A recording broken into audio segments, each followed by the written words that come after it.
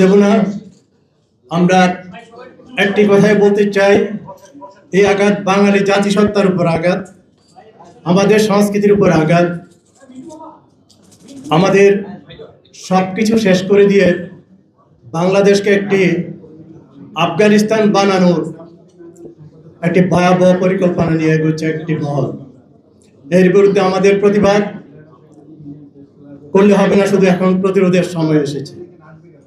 আমি শুধু গণমাধ্যম কর্মীদের নয়, এদেশের সুশীল সমাজ থেকে শুরু করে প্রগতিশীল শক্তিকে এগিয়ে আসার জন্য বিনীত অনুরোধ জানাচ্ছি। আপনারা রাষ্ট্রের চতুর্থ স্তম্ভ সংবাদপত্র যদি ধ্বংস হয়ে যায়, তাহলে কখনো গণতন্ত্র শক্তিশালী হবে না। তাই গণতন্ত্রের স্বার্থে, মানুষের স্বার্থে, মানুষের ভোটাধিকার অধিকার স্বার্থে আমাদেরকে এই অশুভ শক্তিকে প্রতিরোধ করতে হবে।